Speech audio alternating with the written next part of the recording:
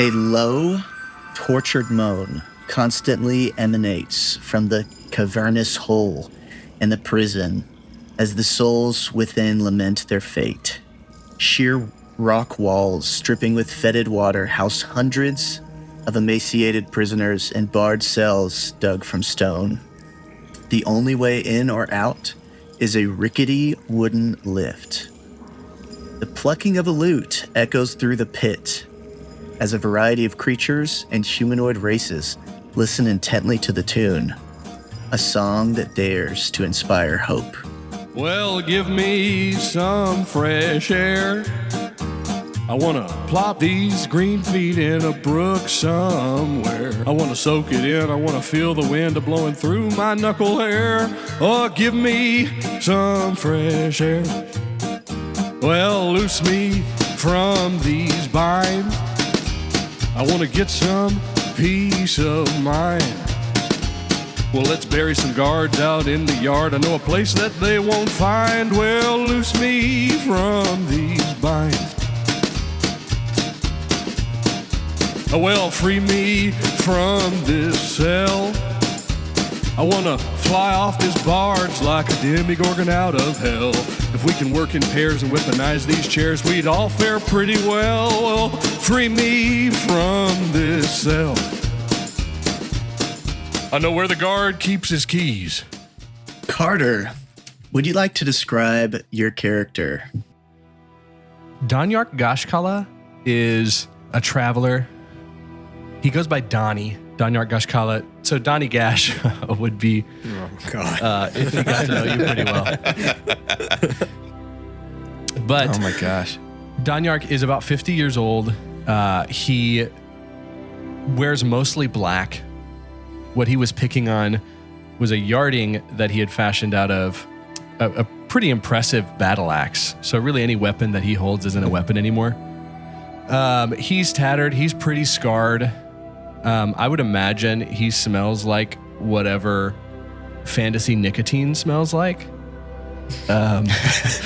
He is, he's about 6'4", like 240 pounds. So he's a big dude. I mean, he was just born this way. It's an orc that for a long time had been charged with fighting off demons, and then this is how he fights demons now. It's just doing music. This is not the first prison he's been to on this tour.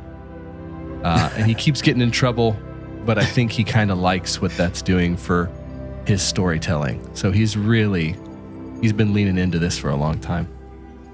Donnie, as you finish your song, you look around the pit that stretches about 100 yards in diameter, deep into the ground, and along the walls are prisoners who are pressed against the bars and slowly take the dishes that they get their prison gruel in and just start slamming it against the bars in unison.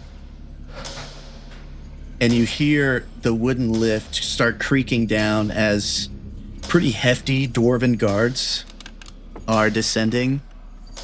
And it seems inevitable. You've been here before. You've probably caused enough mayhem to get transferred. And as it descends, you see a prisoner not too far from you kind of get a glint in his eyes. He's another orc like you. And he flexes his muscles, and it seems like your song did some work because he pushes the bars out of the sockets and takes a leap over the cavern, trying to hit the lift. You see magic erupt from the lip of the pit below, and the orc freezes in place. And a dwarven guard takes a hefty hammer and just shatters him. Fleshy ice pouring down the cavern below. Is he okay? Thankfully, he's good. He falls down from the bottom of the pit. I want to do a medicine check.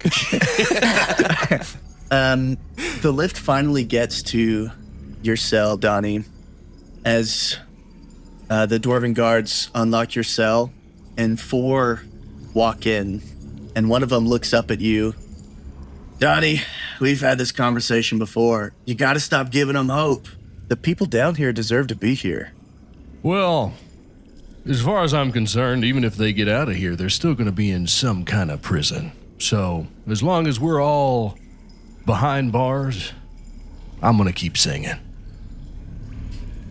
One of the guards shakes his head. It's like, I hate musicians.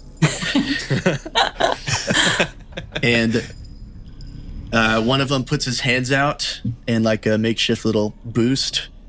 And the other one steps up and puts a hood over your head as the other one finishes tying a rope around your hands behind your back.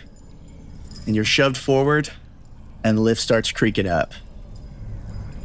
And although it's a pretty gnarly scene, you can hear the prisoners tapping their little food bowls on their bars. Eventually, you hear the sounds of a market, and you can tell that they're marching you probably to the docks.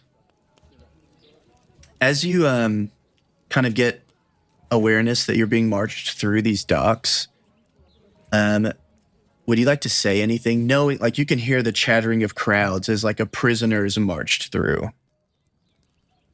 Like, say anything to the people, just that I can hear? Like, do you think they'd hear me? Yeah, they could hear. I mean, you've been in this market before. You know, you traveled before on the way to this prison. Gotcha. You know, you probably smell like pork on a stick that you would have had on the way down. You can smell like all the different smells that come with a place where a lot of travelers pass through. Yeah. You know that it really is like a pretty vast marketplace full of a variety of different travelers. So you're fully aware that if you shouted something or stopped to make a scene or something like that, they would fully notice. Okay.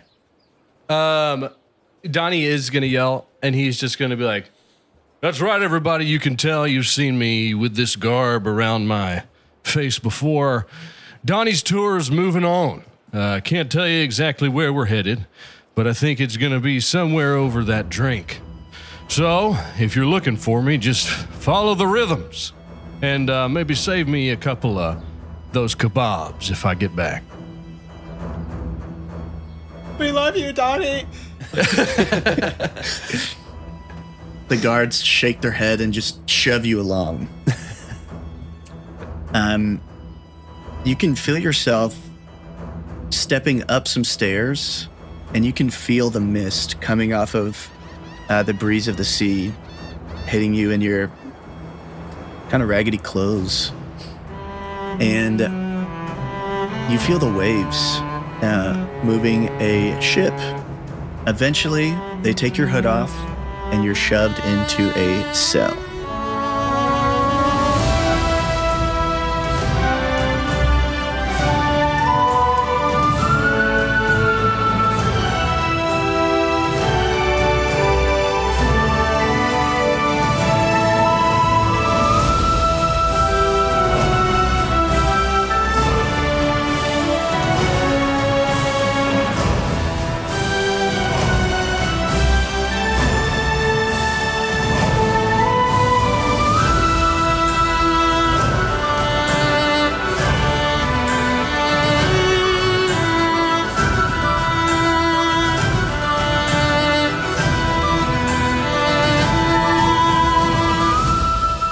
Out of the frying pan into a different frying pan, you know what I mean?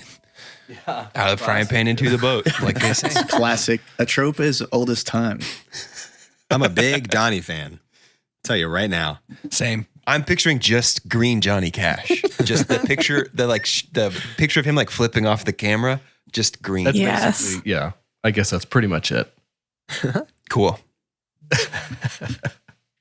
In a dark room lies 6 prison cells. Most are inhabited by a variety of different creatures. Waves rock the damp wood beneath your feet, and everything is wet. Condensation builds on the iron bars. Sweat is dripping down your cheeks. But worst of all are your socks, which are soggy, wet, and starting to irritate your feet a little bit. The worst.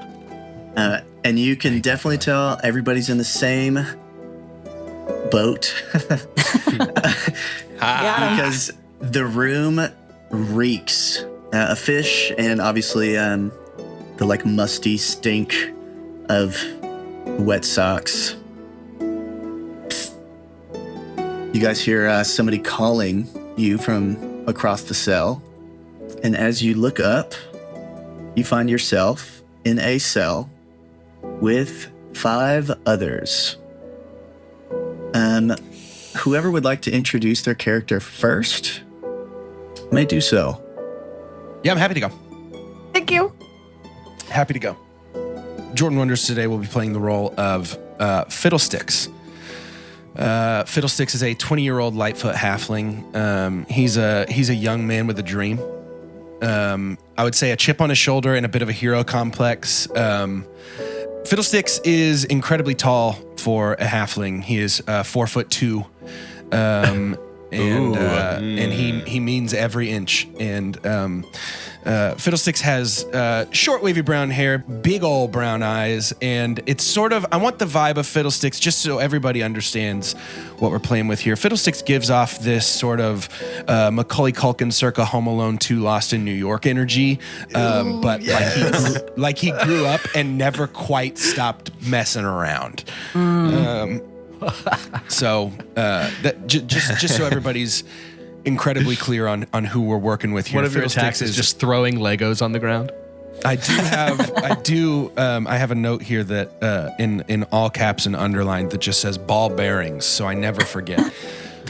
But, yeah, that's Fiddlesticks. And my guess is even in this moment, Fiddlesticks is just happy to be here. Fiddles, next to you is Donnie, who is not quite twice your size, but he might have a little bit of giant blood in him as well. Sure. Same. Yeah, for sure. 2 big boys. Two big boys. Sue, would you like to introduce yourself? Describe Sue? Yeah, sure. So Sue is also a halfling, and also on the larger side. Maybe not quite 4'2", but definitely taller than most halflings that she is around. Would that make her like a 3/4 ling? Yes, I think so. She's a 70% ling. 70%. Great. Absolutely. She also uses they, them pronouns, so either one, she, they. And she's kind of got like some aloof vibes. Maybe like doesn't totally understand what's happening. Just looking around and trying to put pieces together, and it's not going well. Ridley, would you like to describe yourself?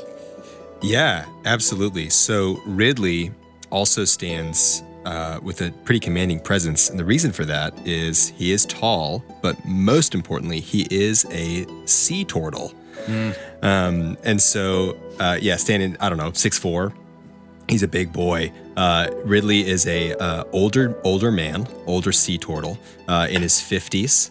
And he's got kind of this, maybe a little bit of wispy hair, like 3 or 4 strands and a comb over. Oh, yes. Charlie Brown hair. He's hanging on way too long to this hair, and then he's also wearing just a very simple white collared shirt with a loose. If the guards didn't take it, a loose red tie. Really warm eyes, look like they've seen a lot. He's been through, just a guy that looks like he has stories to tell. That's good. Yeah, the guards didn't take your tie. Okay, great. They did think it was funny. Well, it's, if they interrupt me at work, they can't laugh. That was their choice. Glint, take us home with your description. Yeah. Glint is a 21-year-old half-elf. He's 5 feet 8 inches tall, so I'm kind of holding down the fort for regular height boy. Let's go, regular height boy. Glint, he's kind of reserved, a bit as reclusive as you can be, I think, when you're sharing a big group jail cell. But he definitely hasn't talked to any of you yet. He's pretty overwhelmed by everything that's happening right now, and he is currently sitting kind of by himself, trying to figure out what is happening and how do I get out of this.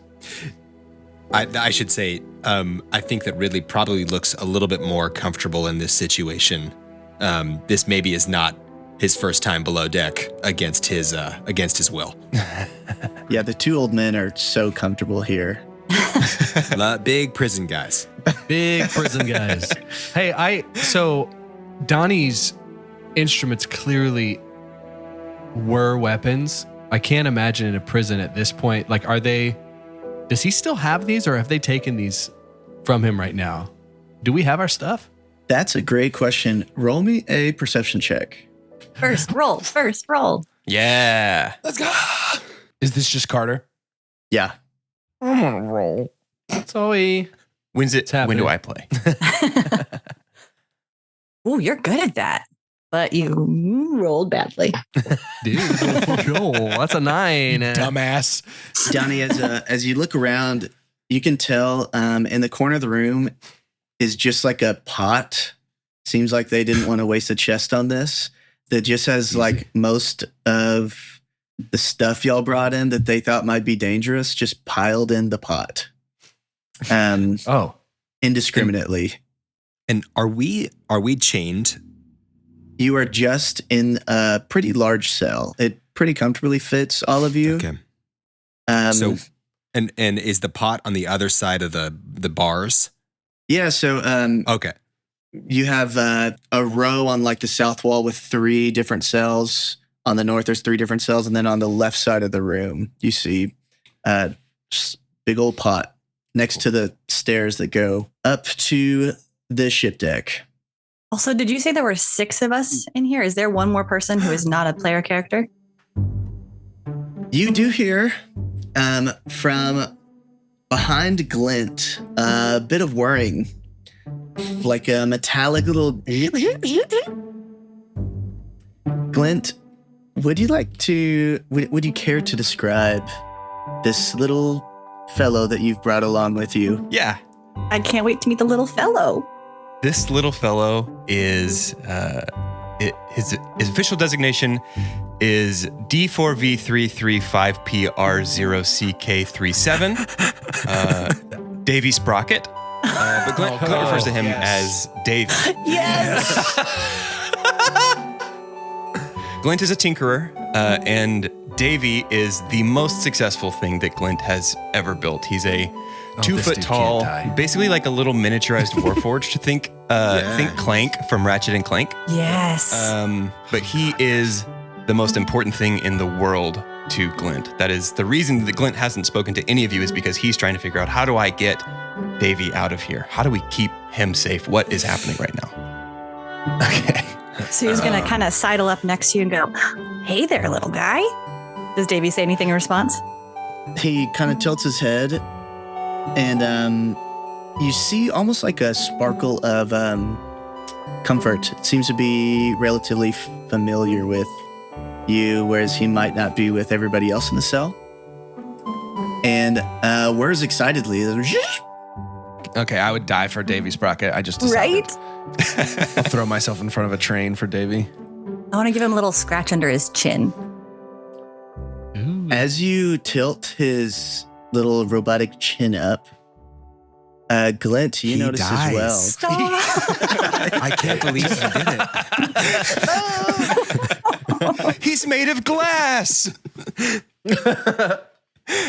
Glint, you see, because this wasn't there before, there is a sort of insignia that looks a little bit like a shark tooth almost, that has been burned into the lower part of his chin. And then you kind of realize a pain that you've been feeling on your wrist as you see that there is a red mark on your right wrist in the same shape. And it seems, as you notice this, that everybody has that same marking. Do I recognize this mark? I would also be interested to know if I recognize this mark. Can we roll history? Yeah, group history check. Yes. Thank God. Everybody, history. Ooh. Oh, guys. Okay. It's an 18 for Sue. Fiddle. Glint rolled a 22. I think I forgot to mention that Glint knows everything. That's something important about history robot. Yeah, I think this, you guys can pull your knowledge enough, especially with Glint's studies. You would know that this particular mark is known for a group of pirates who use the marking of a shark tooth to sort of brand their captives and their members. Oh no. Are we members or captives? So Ridley has been watching this happen with Davy and then our collective, kind of realization of the shark tooth. And so Ridley's going to say like, well, a couple of things. Number one, who put these socks? Did y'all all get socks when we came in? I was not wearing socks when I left the house. It was strange. Okay. Too small. Yeah, too small. I'm going to take these off. Second, so I can only speak for myself. I am not a member of a pirate gang, or at least not that I'm aware of. So I'm curious who I'm talking to. Any of these marks by choice, or are we all kind of in the same boat here? Fiddles has been kicking his feet, just sort of dangling off of whatever stool he could find in the corner of the room, and he slowly stops kicking his feet and jumps down, and he looks at his wrist, and he looks up kind of from underneath his little fluffy bangs, and he says, "Well, excuse me, I'm so sorry. For me personally, I'm not nervous about this at all. And if it seems like I am, I think it's important that everybody here knows that this feels normal to me. So I'm used to stuff like this, and I did not ask for this brand on my wrist. But if you guys did, then I am happy to have it." Glint's had his back turned to you the whole time, to you guys as a group, and he turns and looks over his shoulder. He's getting kind of frustrated with this. And he's like, if you would simply look at the facts, I think you would realize we're in obviously some sort of holding cell. This mark cannot be by choice. Logically, it would follow that we are all captives. Oh my God, there's 2 robots? Glint rolls his eyes and turns back to Davy. Okay, well, obviously, I was trying to be nice. Great. Yeah, that makes sense. So we're all kind of, nobody chose to get here today? Yeah? He's right. We are. And I don't even know if Donnie realizes are we the only ones in here? No, there's a couple of other little creatures in here with you. There's an old man in a prison cell by himself across from you guys. The one to your right is empty, but the next one over has 3 goblins. 2 of them are huddled together, and the other one is kind of being standoffish with his arms crossed. Just across from them, there's 2 half-elves who seem to be kind of over this. Yeah. Donnie's definitely assessing the room. I don't know if it's it's definitely, everything's an audience. And so he's just kind of looking around, and he's like, this stranger brings up a great point. We actually are all captives, aren't we? Captives of our own demise. Captives of things we didn't choose. Ah, jeez. As for me, I've been a captive for a long time. Glint stands up and walks away. As Donnie is talking, Fiddlesticks has slowly walked over and just sat next to Ridley and is just folding his arms ah, geez. Very same feeling, yeah, definitely, ah, geez. Now, I'm certainly someone who's woken up before and have seen something I didn't recognize from the pre-grog few hours. And so what does stand out to me is that everyone else got this maybe around the same time. So, yeah, I agree with our friend here, the robot daddy. I think this is something we didn't choose.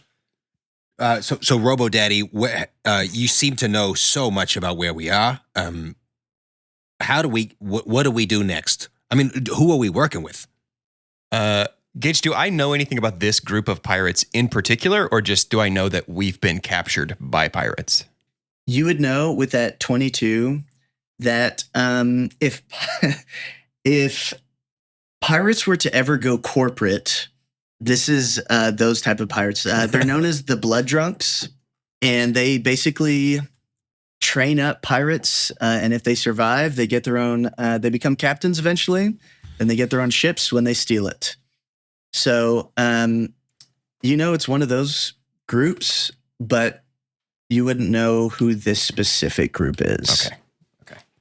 Well, I believe that we are in the hold of a ship belonging to the Blood Drunks. And okay.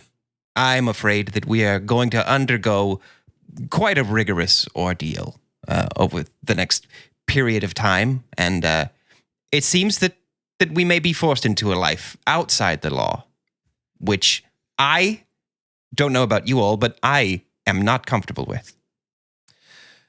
Yeah, that was obvious. Okay, well, the Blood Drunk, okay, I've run in with them before. This is gonna be annoying. The old man across the hall from you guys. It's like, psst, keep your voices down. They're always listening. There's a bald feller, and he's crazy. He was making the goblins fight earlier. Fight each other? Yeah, just in the hall in the middle of everything. And are we allowed to watch? I think that's what they want. So is this like a betting thing? I think they're not allowed to bet. They just do it for the fun. Fiddlesticks steps into the middle of the room and looks at the old man and says, it's a good thing there's no betting because I've already been through everybody's pockets, and I'm going to be honest, we're coming up a little light today. Can I roll contested perception to see if he actually was able to get into my pockets? Yeah, it's great. Yeah.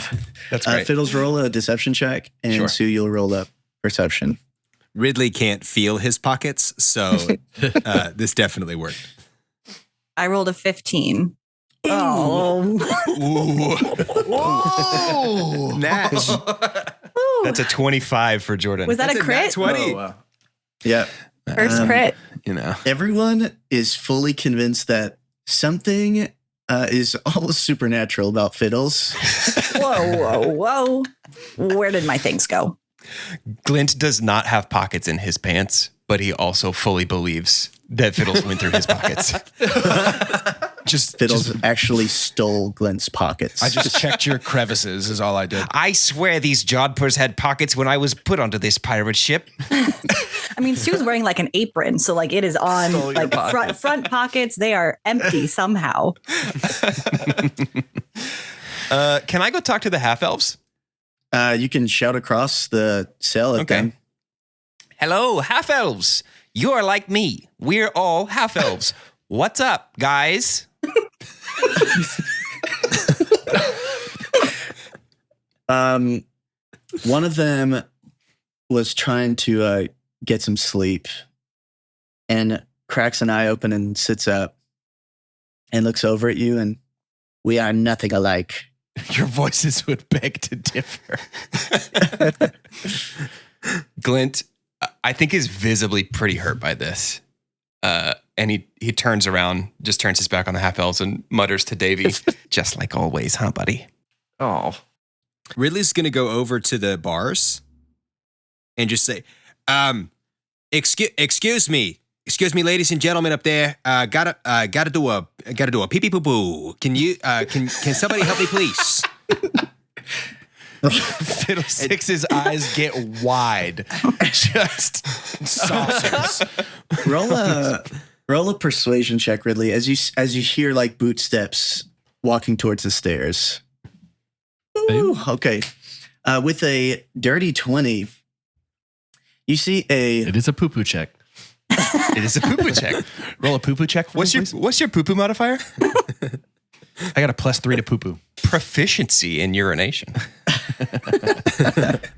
a bald human who's about your height, Ridley, kind of clambers down the steps.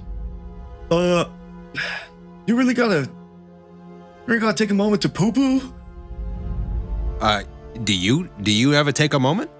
Fiddlesticks has sidled over to Sue and has tapped her on the shoulder to point out that he has just written bald with his finger in the dirt, and then is just laughing at the guy outside of the cell.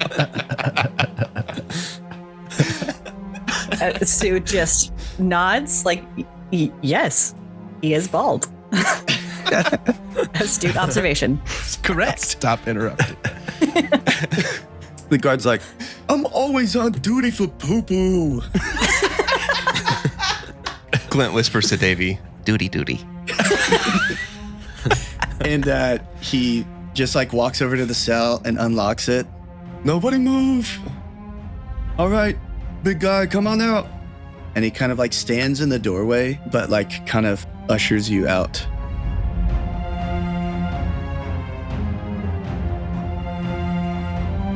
Okay, I wasn't expecting this. I'm just going to be very honest. I didn't think I was Just hop off. I didn't think I was going to be let out. So what I'm trying to do is figure out, like, I want to know more of, like, why are we prisoners? Where are we going? And if I'm about to start a coup, like, let's go. But Maybe you'll find out on the way to the bathroom. yeah, I think I'm just going to go along with it and follow him down. But I would love to just, like, get a lay of the land. What am I seeing? What do I need to know about, on the walk to the bathroom? Yeah, so he doesn't take you to the deck. He takes you deeper into the ship. And you can see, like, as you guys are walking towards, like, the back end of the ship, the little boat that you sold them is, like, on a ramp. Okay.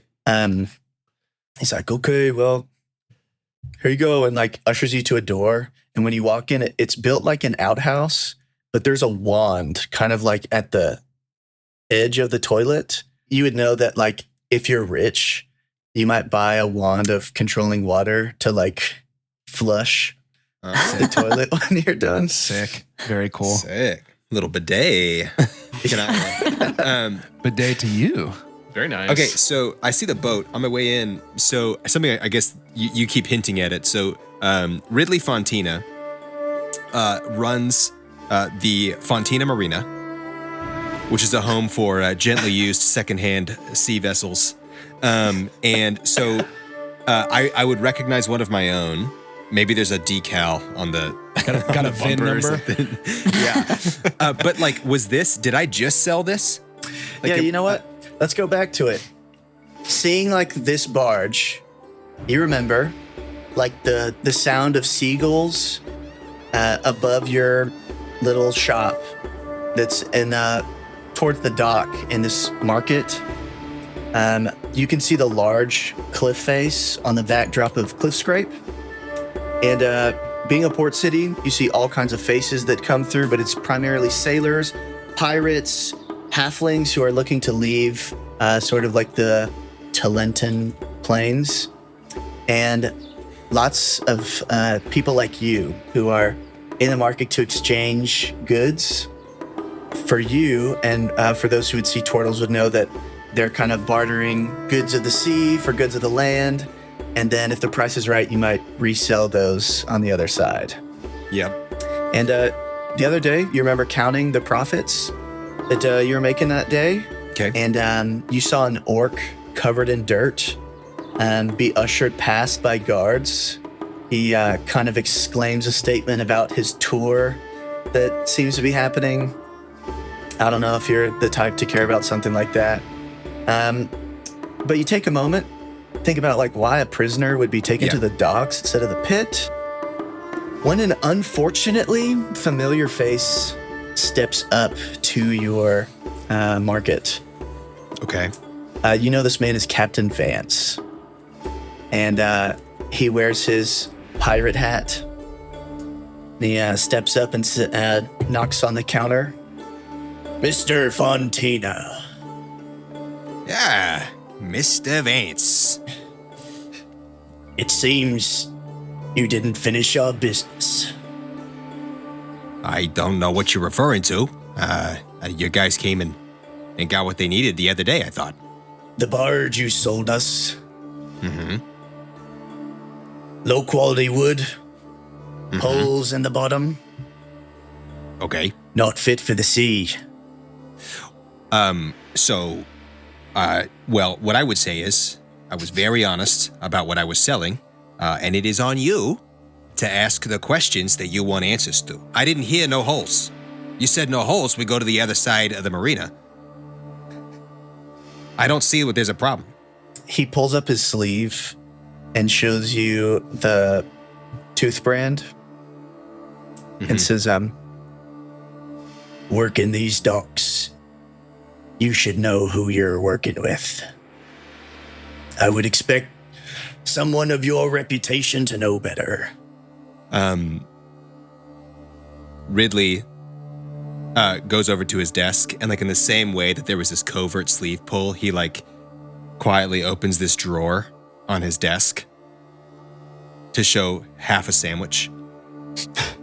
He's like, well, you should know that you're interrupting me during my lunchtime. You should know who you're working with. Look, sales are final. You know this. And I'm sorry, look, you got some young guys out there. They need to get some work in. They need to understand how to repair a hull. I know that you're getting shot at out there. So just view this as a learning opportunity for your new recruits. Honestly, actually, now that I think about it, you're welcome. Here's what's gonna happen. You're gonna come with me to my boat. And you're gonna fix the one that you sold the young'uns. And he like gestures like to the side of your market or to the side of the little stall to like follow him. Yeah, so are you... I think we should maybe agree on my day rate up front then? He leans forward and looks you in the eye and goes, I think you might want to come on board and check first. And I need you to roll a charisma save. Okay. No problem. I believe this will cover it. Nat 1. Yeah. You've been Wait. affected. No. I think No, the it was a 7 12. looks like a 1. I thought the same thing earlier. Yeah, you rolled a 12. A 12 will not do it. You've been affected by the charm person spell. Okay. And so you are sort of all of a sudden friendlier to the idea of following the captain. Like, I mean, this is probably good for business, right? Like, You know what? I've actually been looking for some pro bono opportunities to give back to the community. So this is great. Yeah. You mind if I grab my gear and we can get on out of here? grab your gear. I love an excited volunteer. Bars. Happy to be of service. And so a non-sock wearing Ridley walks over. He walks over to the wall behind Doesn't have his socks yet. stall. And, on the stall it says, the Fontina Marina. And then it says X marks the spot of savings. And the X is a glaive and a trident that he can actually take off of the wall. So he puts those, he wears those, and I don't think he would grab much else other than the half sandwich.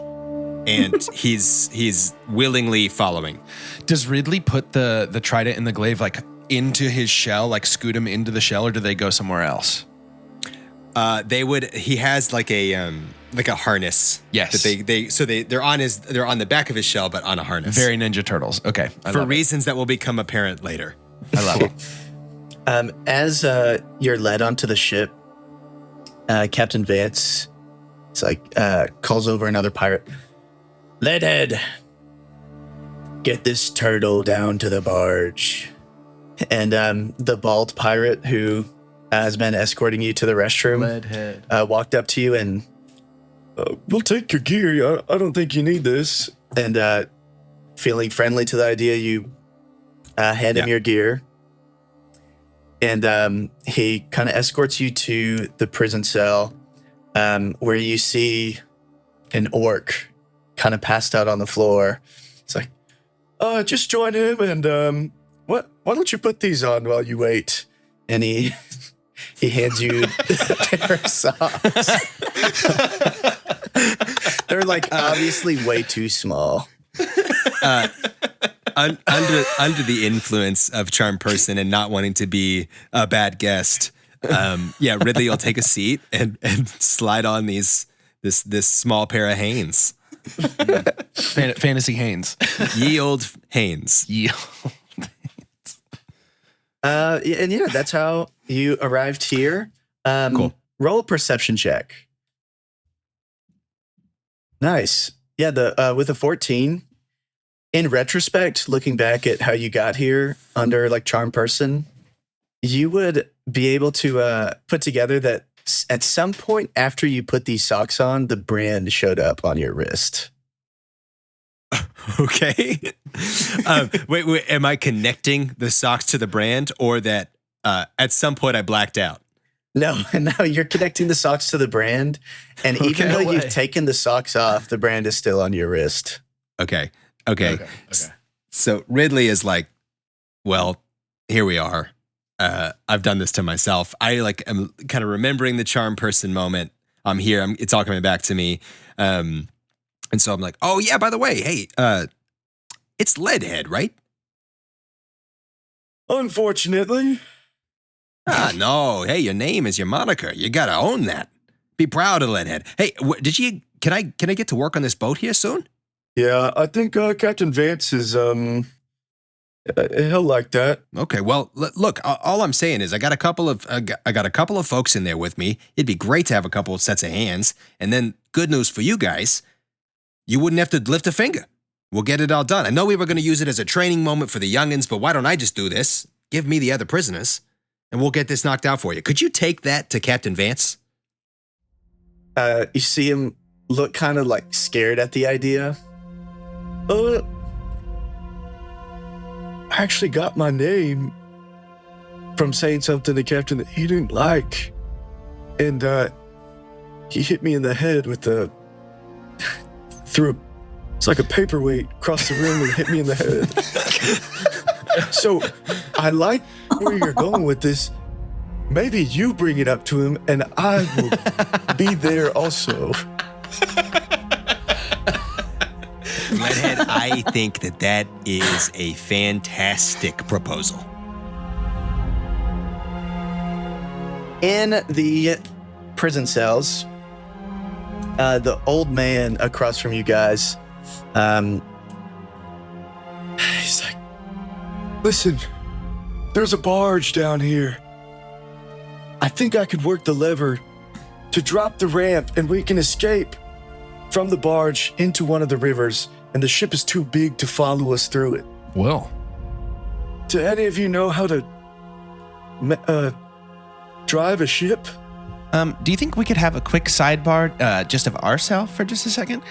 only like frowns, and you guys just continue with No, you're fine. Just wait just a second. It's not about you. It's about somebody else. Hey, has anybody, I don't know, checked that old guy's credentials or thought maybe that he's just a crazy old man down here and maybe we shouldn't listen to him? Just checking. I could do an investigation check. I roll insight. Or insight, yeah. Sue's pretty wise, not very smart, but pretty wise. I'm gonna roll insight. I'm doing the same. Ooh, that's a 24. Oh, that'll work. With a 24, you know that he's earnest and also maybe crazy. Likely crazy, but he means it. Well, I do think that they want to escape, and I do think we could make it happen. But also, I think they're probably not all there. You know what? That's good enough for me. I'm with this one. Around this time, Leadhead brings Ridley back. Is Leadhead within range? Like, can he hear me? As he brings Ridley back, he does. I mean, he's in range, yeah. I think I want to kind of try and... I don't have like vicious mockery or everything, but I want to keep him riled up a little bit. You probably just call him a bitch. I'm just like kind of banging against the like a little rhythm. He kind of keeps the same rhythm. Donnie Gash has like one thing, and it's like that ding dicka doon dicka doon dicka doon. And as he's bringing Ridley back down, just loud enough for everybody to hear, He's like, some pirates plunder, some pirates have wit, some pirates are great pirates, and some just help you shit. I was like looking right at him. You can see that he's flustered because he's like thinking of something to say. But the whole injury with the paperweight makes it tough to think about. He's still concussed. You could see a negative imprint of Office Max on his forehead. Fantasy Office Max. Yes. The old. He's like, I just got done telling you guys about how I'm always on duty about this. and he's like flustered, irritated. It's like, You know what? I'll be back later. and he unlocks the old man's cage. So come on, old timer. And he grabs him by the collar of his shirt and like yanks him up to the deck. Did he put Ridley back in the cell? Yes, he did. So I did not get to tell Captain Vance about my great idea. No, he seems to be on a mission right now. And maybe he'll remember, but also maybe he won't. How wide are the bars in the cell? Wide enough for pretty much everybody but Donnie to stick their arms through. Could a young, precocious, but tall and powerful halfling man slip through those bars? No. What if there was lubricant present? It seems like the two biggest issues would be your skull That's tough. and your rump.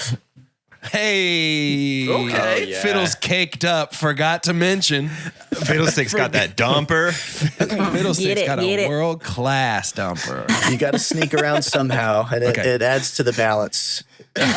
Yeah, it keeps my center of gravity low, which I appreciate. What about a tiny little robot? Ooh. Possibly, tiny little robot also got a big head. Mm. No dumper, I noticed. Interesting. He's never pooped. Making notes. It's not a part of his programming. Glint, why didn't you give your robot an ass? I didn't ask that. I'm just kidding. You guys can hear the old man kind of flailing around on the deck up above, like as you hear like on the ceiling, and then him kind of screaming like, "No, no!" I don't think he's coming back anytime soon. Okay, it's become abundantly clear to me that we need leadership. And in a power vacuum, the only person that can become a leader is the person that steps in to take that place. So I vote that the scary green guy leads us. Thank you so much. I yield my time. Donnie like looks around, like clearly knows that he's kind of green, but then he looks over at Ridley too. He's like, now, I guess, do I ask if you think one of us is more scary or more green? Yeah, I was equally confused. I think you got it. It seems like you got a way to move people. And so let's, Donnie, why don't you kick us off? I don't know your name, sir. He is famous. Hello, I'm Donnie Cash. And he like looks around Donnie Gash and he is like, I am flattered. This does come up at times, but I don't tend to drive the narrative. I just tend to observe it and relay the narrative. I'm not normally one for leading, if that makes sense. I apologize if you thought otherwise. In the cells a couple blocks away from you, the goblins are paying attention and slowly are like, fight, fight, fight, fight. Fiddlesticks has decided to stand behind Ridley Fontina as the fight chant begins. Thank you, sirs. Appreciate it. Thank you for your input. It is not necessary. Okay, I don't know about leadership, but I do know enough to get us off of this here vessel. So, y'all, my name is Ridley Fontina. It is wonderful to be to meet you, even though this was not my plan for how to start this Thursday. If it is still Thursday. So listen, there's a boat. There's a boat back there, and I happen to know that it is in need of some gentle repair. But I think that we can get it to the right spot, and that's our ticket off this here vessel. Heard, Chef. Now that there's a leader. Now, Ridley, real quick. This is the of the marina? Oh, yeah. You wouldn't happen to have a jingle or anything just yet, would you? A jingle? A little something people remember you by outside of your impressive physique. Well, I depends on the day I had. Sometimes the pockets jingle, but no, I don't really have. I don't have a song. Good to know. That's fine. Nope, that's fine. Just good to know. Thank you. Yeah, I love this. Let's go. Yeah, I do think that maybe is a conversation for another time. Who are we working with here? Did you call me chef? Yes, I did. That was an accident. But my name is Sue, and I'm here. I'm looking for something new. If you catch my drift.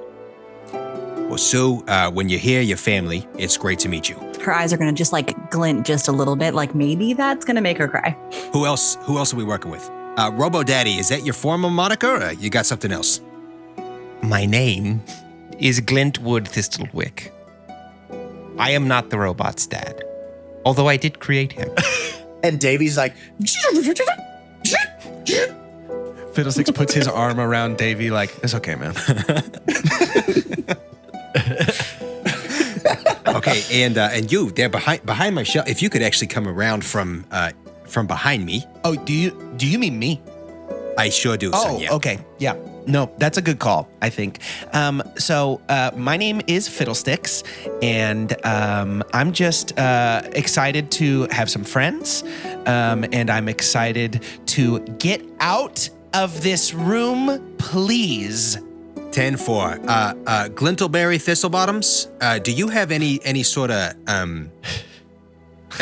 like anything that we could use to pry open this door? That's a good question. What's the door like? Is it like a door, or is it like a barred like jail cell door? Like a lock? Is it like, how are we stuck in here? Mm-hmm. yeah. So connecting to the bars, which are drilled into the ceiling and the floor, is like a door that looks like it's made of fence links that are closer together than I guess what we would experience here. Okay. The door has like a handle on the other side that has a keyhole in it. Okay. Is the door made of wood? It's made of metal, and it's a little bit Metal. more secure than you would probably expect to see on a prison ship or, in the barge of a pirate ship. Can I roll investigation, or can we group roll investigation to see if there's anything that can help us escape or or maybe survival to find a way out of here? I know there's a pot too. We see that pot of all our stuff. Right. It does have any like tools, weapons, and because of that, any sort of like loose pieces of metal that they grabbed that would be able to pick that lock have been confiscated. Especially something they found in Fiddlesticks' inventory, and all of his ball bearings are like at the top of the pile. No. The ball bearings. As you guys discuss this, sort of like soft footsteps descend from the staircase from the deck, and the old man is alone as he walks down, opens his prison cell, and shuts it and sits down. You can see that he has like a big bruise on the side of his head, and he seems to almost be in kind of a daze as he just sits himself back down quietly. They're making another lead head. Fiddlesticks scoots to the bars of our cell and is just like, hey, crazy, what's going on? He kind of looks over his shoulder at you and he's like, I don't think we should escape anymore. That's understandable. And I see how you could come to that conclusion. Roll an insight check for me. Yep. That's not gonna go over. Ooh. It's gonna be good. It's gonna be a good one.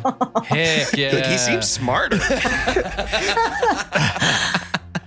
Yeah, you just got beat up. That's a 1. You're very convinced that there are a lot of signs of a concussion here. Okay, I'm going to try something. Look, man, I know that things are tough down here. Maybe if you came a little closer to our cell, like if you came out in the hallway, we could talk about it. Just sort of like walk through this whole situation, really unpack everything you're going through. Roll a persuasion check for me. Oh, you don't want me to do that. That's not great. That was a 12 persuasion. He check. stands up and just kind of steps maybe a foot away from the bars and is just kind of looking at you, like still in a daze. Fiddlesticks bends over, hands on knees, and goes, "Come on, buddy. Come on. You can do it. Come on." I don't want to leave anymore. I kind of like it here. Fiddlesticks turns to the rest of the group and says, I think this guy's toast. Does it feel like he just like can also walk out? That's Like he what I walked in? assumed. You can put together that he didn't lock his cell and it wasn't locked after he left. He just walked back in his cell. They did unlock it to take him out, but Leadhead didn't lock it back whenever he left. All right, I want to do a persuasion. Hey, friend, listen. If you the comfort of your own cell, it's great. You had a great plan earlier too, and I think it's fine if you wanted to get on out of there, help us a little bit, and you can go right back to your room and meditate or do whatever it is you need. How about you get on out of there though?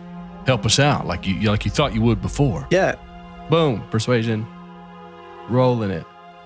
That's 11 plus 6. With the 17, the old man turns around, I guess approaches the bars and kind of gently sets his hand against them. And you know that you have used this same tactic before, if in different circumstances, 100 times, and it works every single time.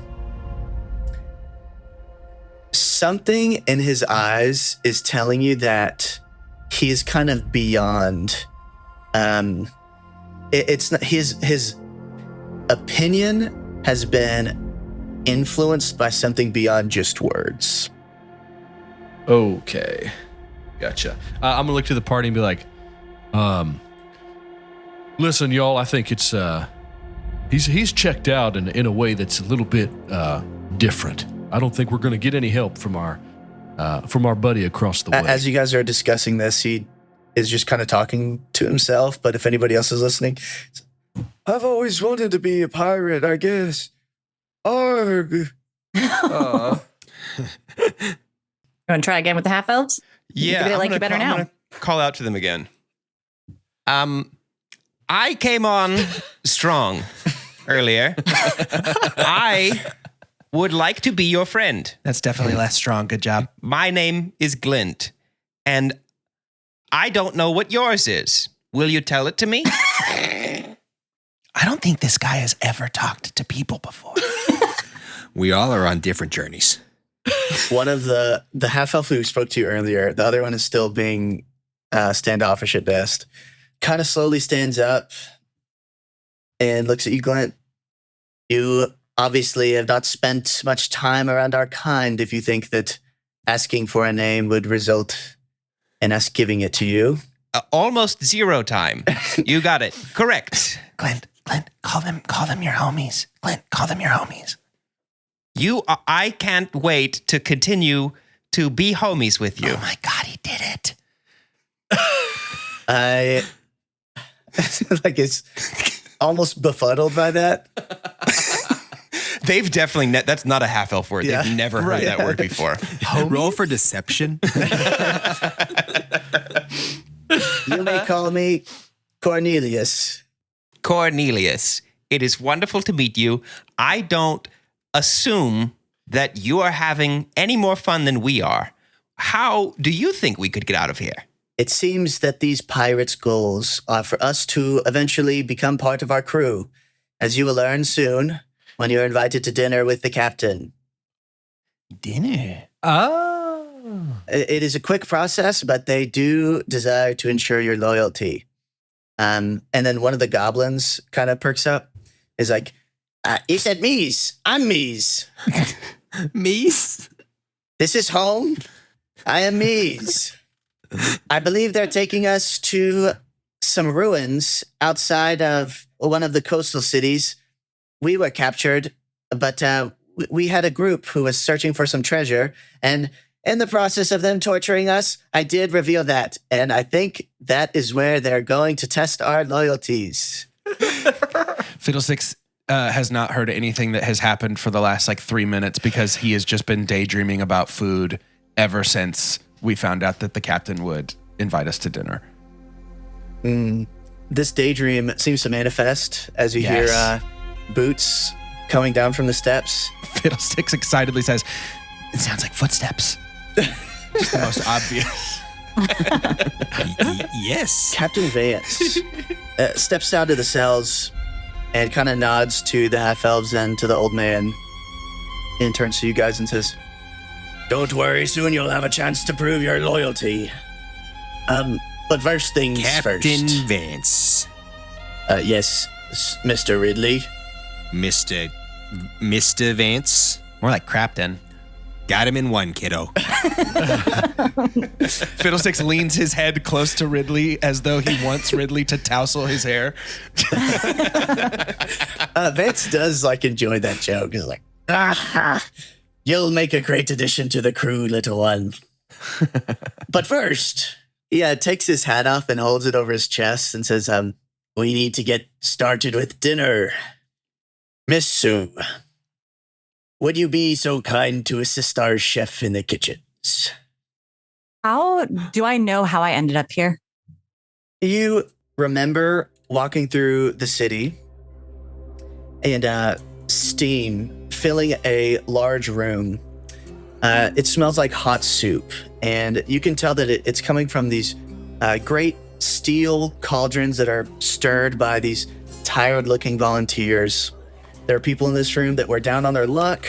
Many were bearing old battle wounds, and a spindly old dwarf woman was walking through the room, pulling a ladle towards her mouth, kind of grunts and sort of begrudging acceptance, and then notices you. Sweetheart, I don't know what brought you in, but in a market like this, I don't imagine this is the hole you're looking for. You wandered into a soup kitchen. What brought you here? You wouldn't happen to be hiring, would you? How much are you looking for? Because we only make do by the good-hearted few who are willing to donate to a cause. Well, I definitely need to live. So something's better than nothing. This game takes place in 2024. Roll an insight check, Sue. Okay. Ooh, that is a 19 plus 5, 24. Ooh. You can tell this woman is kind of trying to warn you. She has a sort of alarmed look on her face that someone is sort of bright-eyed has walked into this room looking for work.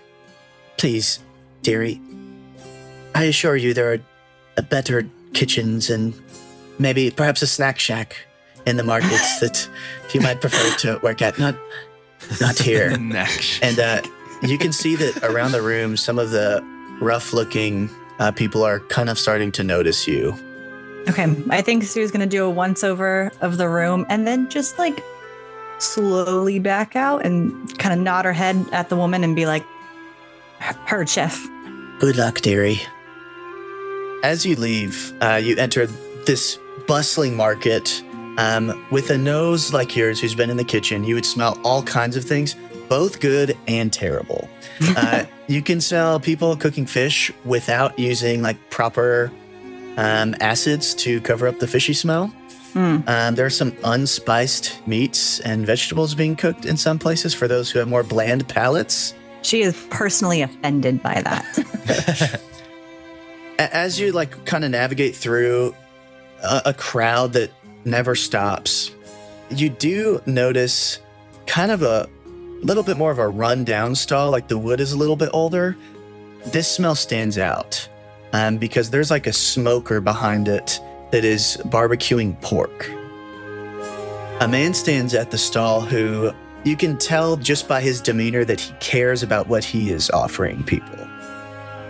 Okay, I think they're gonna walk up and just. I think they know the like recipes are hard to give away, but can I roll something to like recognize a spice or something that might be original to the dish that they would be impressed by me? Roll a perception with advantage. Okay. 16 with advantage. That was 13 plus 3. Yeah, with that, you can tell that the seasoning that they're cooking with is kind of a mixture of, like your salt and your pepper, which are standard in every dish, but also a sort of spicy dry rub. And you can tell by the smells that the product of this is less about the spices and more about the quality of the meat that they're cooking. D&D Food Network is something I never knew about. I love it so much. I think that they are going to walk up to the chef. I can see them, not just see the food? Yes. Okay, I think I'm going to walk up and just say, wow, I am so glad that you did not kill that steak. That's kitchen slang, meaning you didn't overcook it. Oh, someone who recognizes the art. Hello, I appreciate your compliments. It is hard to sort of stand out in a market like this. She's going to stick her hand out and offer it and say, Sue, nice to meet you. And he shakes your hand and says, I'm Chef. Her eyes just go so wide. Chef? Your name is Chef? Yes, well, that's what everyone calls me. I think she's going to just like take a big breath, kind of roll their shoulders back and say, I would like a job. Oh, well, I would love to give you a job. We are looking to open up a secondary location. Unfortunately, the market has a sort of odd application process because they're trying to help out some people who are putting a little bit more money on the table. And you have to apply at the central booth over there. So it's just over yonder.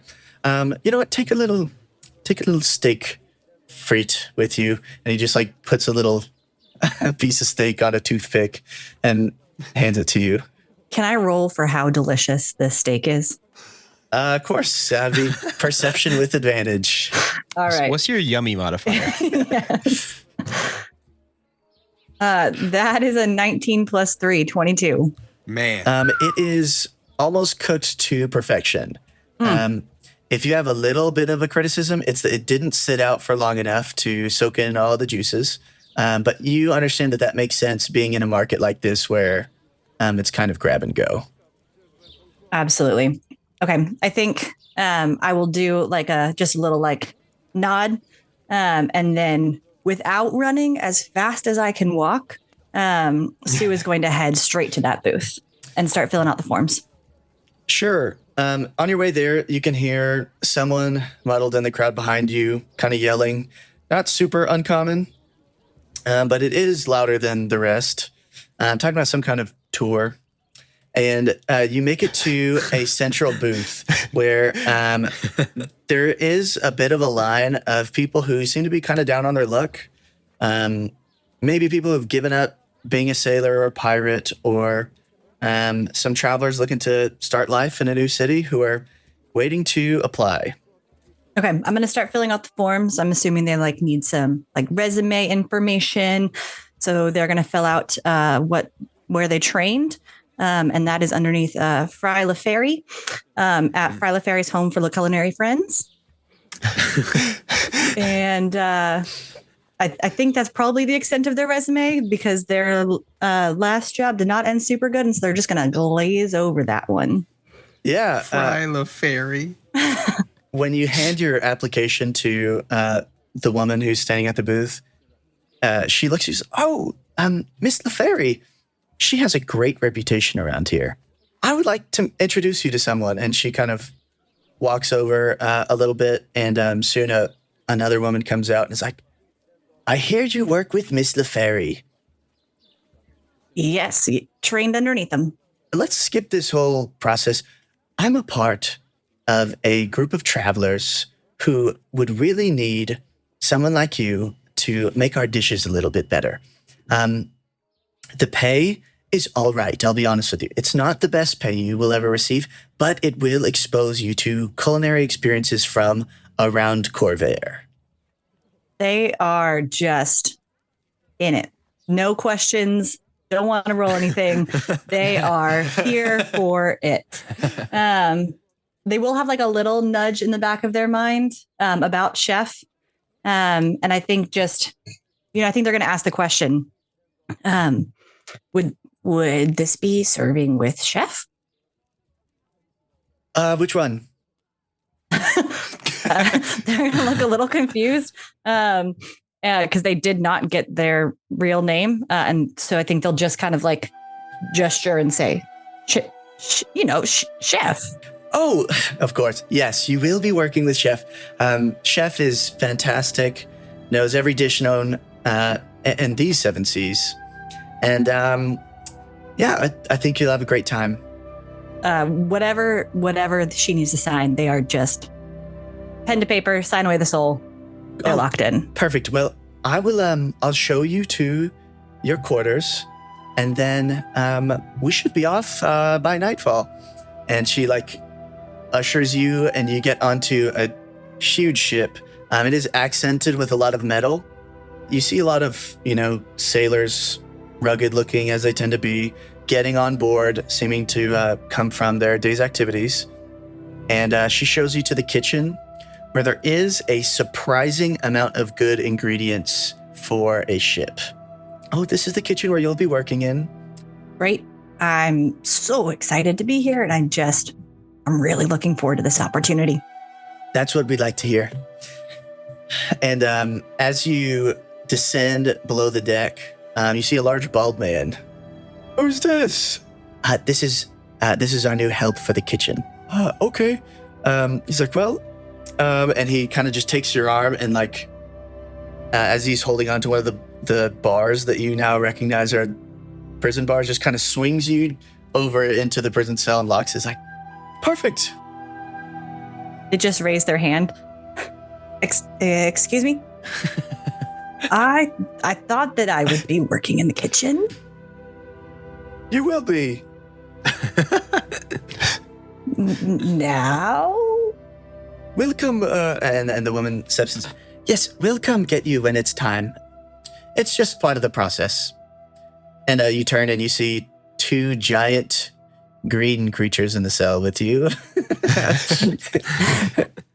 One of them is passed out cold, and the other one is a turtle who is sitting on a stool. Amazing. I don't think they would fight back. I think that they would just. I think they'd just be waiting. And was Sue handed socks at some point and told to put those socks on? Excuse me, hey, Leadhead, they need socks. Leadhead's like, We were going to do it at dinner, but and he just tosses the socks through the bars. Like, go ahead and put those on. Don't keep your feet nice and cozy. Did he take them off his own feet? No, he had them in his pocket. Okay. His socket. Okay. I mean, she's ready to join this team, so they're going to put those socks on. As you head towards the kitchens, the woman who escorted you onto the ship is there chopping some potatoes. It's like, Dairy, I'm so glad you came to help us tonight. I think it'd be a great first test to see what you'd like to make for the crew while our supplies are fresh. Can I roll perception to see what's in the kitchen? What kind of ingredients? Sure. 9 + 3, 12. You can clearly see, there is a sort of magically cold box that has lots of different fish that have been caught on the shore, as well as a pork shoulder that's just sitting there on the side. There's a cook spit that's covered in metal that's in the center of the room. There are all kinds of surprisingly vegetables and rice grains. There are no tomatoes, which is unfortunate for any cook. No. But it seems that Bad day. that this crew seems to be adverse to tomatoes. All right. I'm writing tomatoes equals weakness in my notes. Yeah, write it down. doing the same thing. I wrote scurvy question mark. Yeah. If we just wait, they're not eating enough citrus. If we just wait, we can wait them out. They'll die. There are a ton of onions, though, like of all kinds. There's like your white, your yellow, your red. It's my kind of That boat. seems to be compensating for a lack of some of their missing spices. You know, like there's no garlic powder. Kind of weird Just onion. for a cook. Okay. I think we're going to make some potato soup is what I'm feeling. So Sue will turn to, do I know the woman's name? She's like, I'm chef. Perfect. Amazing. No bells are going off that like I've still been duped. Nothing is happening up there. Okay, I'm going to turn to chef and say, let's make some soup.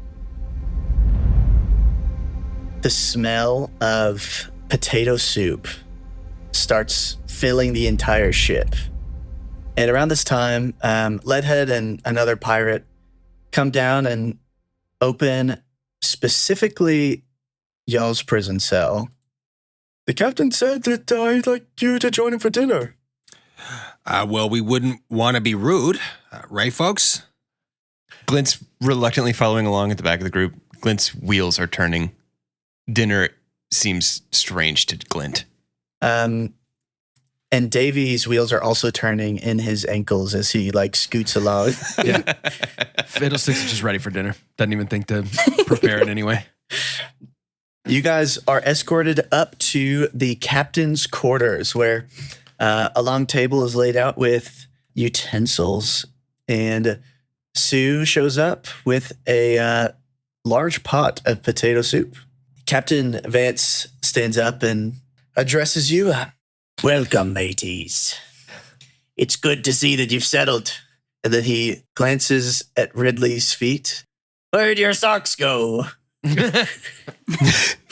Well, not to be rude, but they were a few sizes too small. And from my forearm, it seems like they did the trick they were required to do. We'll get a tailor next time we're in the port.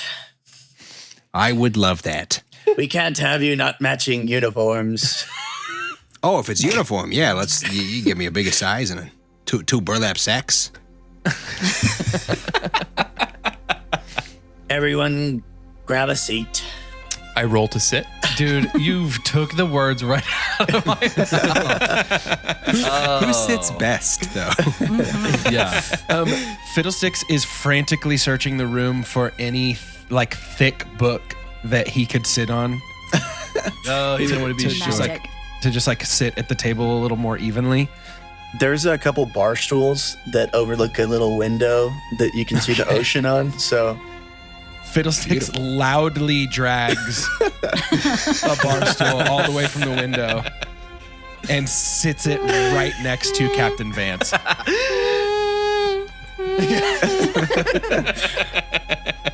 So I'm struggling because Vince, the player, is putting some things together So is Doge the player. that I don't know if I don't think that Ridley has.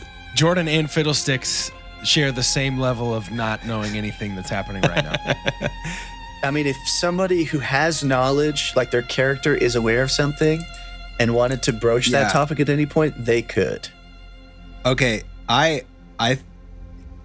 think Ridley is streetwise enough.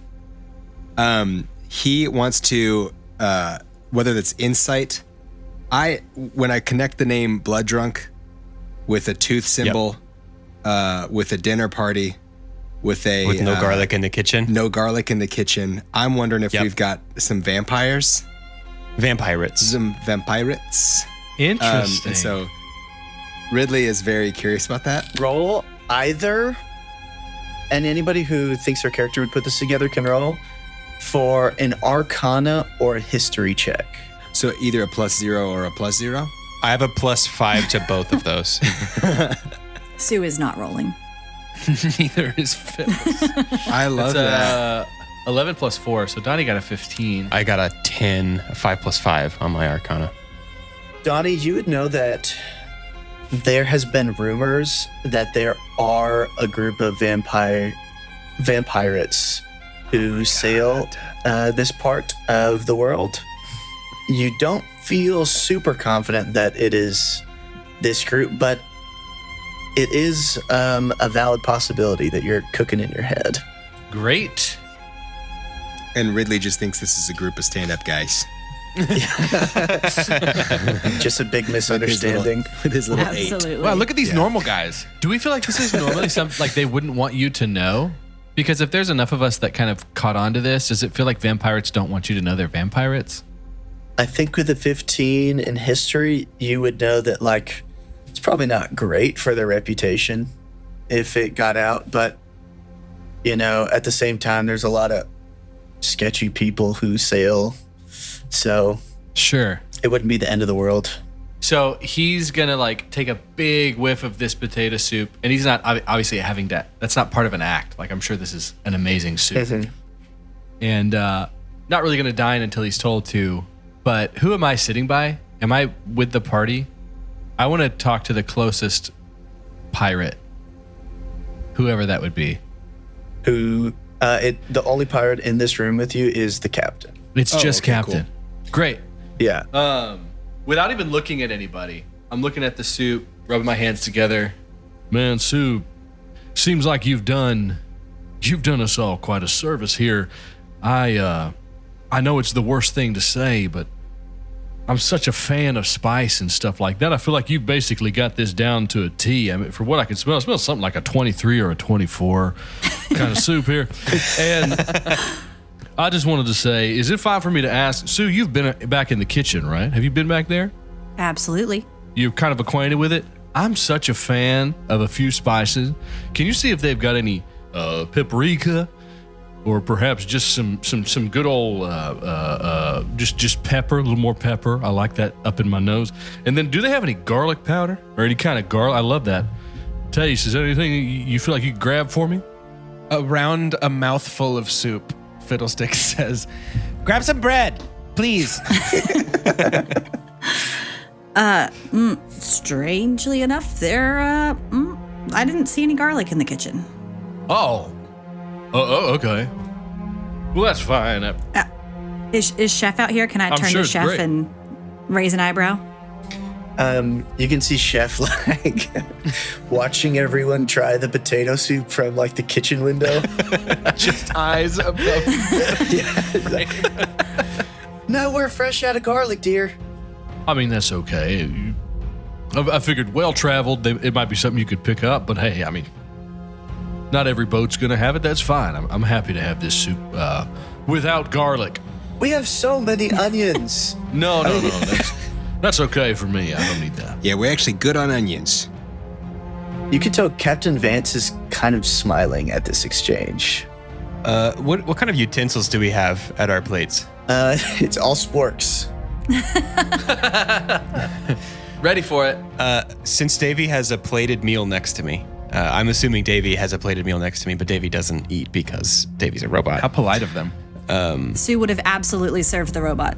Right. I want to reach over and grab Davey's spork and just slowly make a little crucifix out of our sporks and like put it down on the table and see if I can judge any reaction from the pirate captain.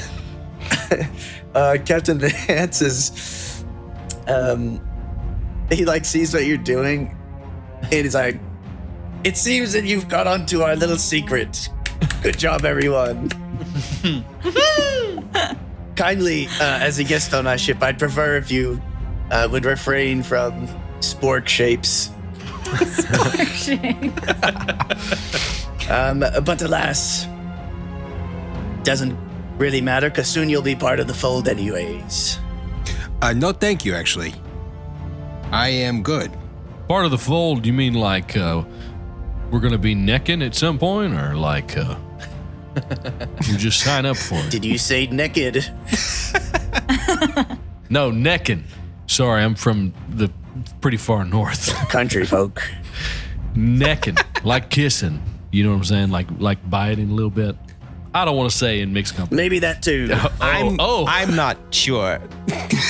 I'm not sure that I, for one, am comfortable becoming quite so And then he barrels the captain straight in the eyes. Becoming quite so familiar with your practices as a pirate.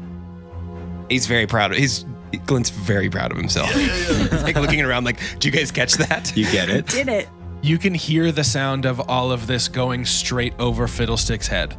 The whoosh of air as Fiddlesticks catches none of what's happening. I'm picturing Fiddlesticks just chewing with his mouth wide open Fully. the whole time. He's chewing soup. The captain furls his brow and, you mean you've caught my familiar?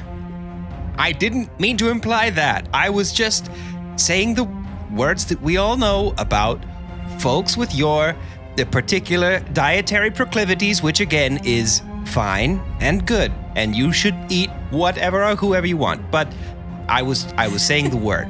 I didn't do anything wrong, and I don't want to be hurt. He kind of gets serious for up to this point. He's been kind of jovial about this, and he looks you right in the eyes and says, "Say the word, lad." This is the skin of a killer. This is the skin of a killer, Bella. Say it. You're a vampire.